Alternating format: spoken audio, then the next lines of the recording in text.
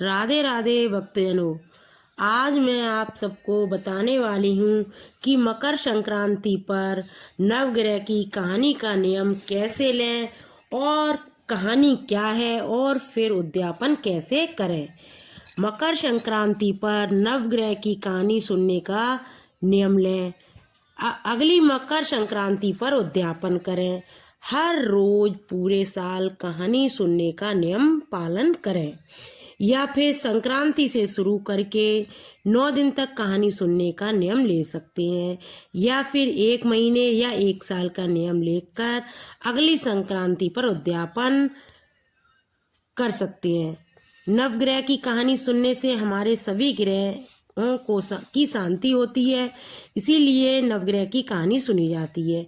कहानी सुनने के लिए 1 लोटा जल, थोड़े से चावल, चीनी और तिलक लगाने के लिए रोली लें। सबसे पहले आप 1 लोटा जल लें, उस पर स्वास्तिक का चिन्ह बनाएं रोली से या फिर तिलक करें। उसके बाद कहानी सुनने वाले को तिलक करें और अपने आप को भी तिलक करें। उसके बाद आप चीनी और चावल के दाने हाथ में लेकर नवग्रह की कहानी सुनें। अब मैं बात करूंगी नवग्रह की कहानी का उद्यापन कैसे करें। सबसे पहले आप 2 लोटे लें। लोटे नए होने चाहिए। 1 में चावल भरें, 1 में चीनी भरें। 1 पैंट शर्ट लें, साथ में ऊनी कपड़ा रखें, साथ में चप्पल रखें और 1 गरम जर्सी लें। 1 काले रंग का छाता लें और पंडितानी के लिए साड़ी तथा ऊनी वस्त्र तथा श्रृंगार सामग्री और दक्षिणा रखें। कुछ मीठा भी रखें और इसके अलावा आप सोने चांदी के जेवर भी दान कर सकते हैं। इन सबको रखने के बाद उसके बाद आप हाथ में जल लेकर सारे सामान को मनस दें। इसके बाद आप घर में किसी बड़े रिश्ते को भी दान कर सकते हैं।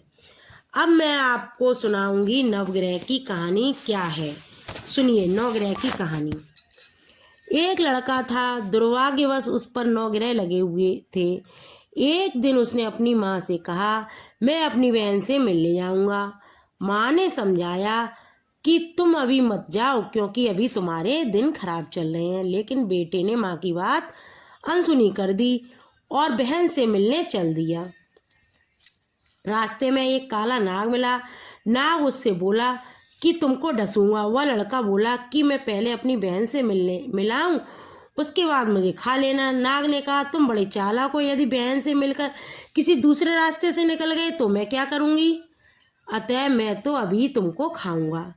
लड़के ने नाग को थैले में रख लिया और कहा, जब मैं बहन से मिल लूं तो मुझे खा लेना।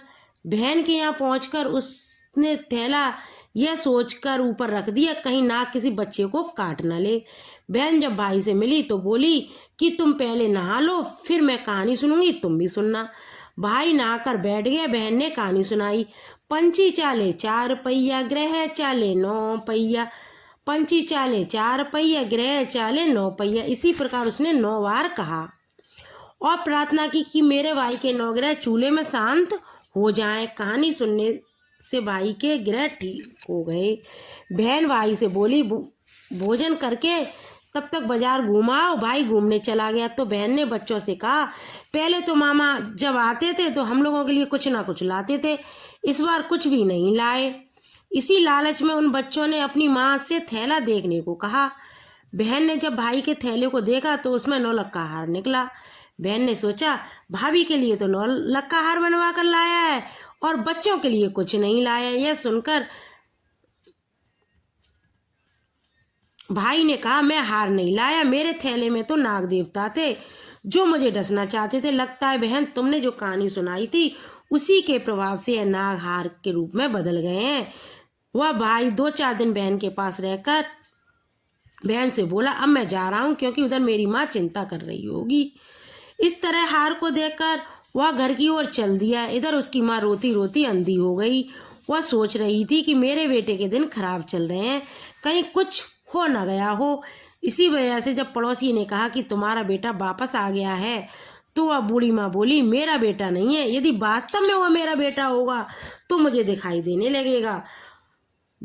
जिसे मैं अपनी आंखों से बेटे को देख लूं। तो माँ ने फिर दिखाई देने लगा। उसकी खुशी का ठिकाना ना रहा। जब उसने अपने बेटे को देखा, माँ ने जब पूछा कि तुम बहन को क्या देकर आए, उसके बेटे ने कहा मेरे पास तो कुछ नहीं था, नाग देवता का जो हार बन गया था उसी को दे आया।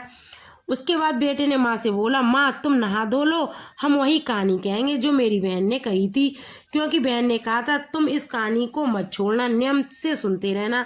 इसके बाद माँ बेटे ने कहानी सुनी। इस तरह 9 ग्रह शांत हो गए और कोई भी इस कहानी को कहेगा या सुनेगा तो उसके सभी 9 ग्रह शांत हो जाएंगे तथा सुखी संपन्न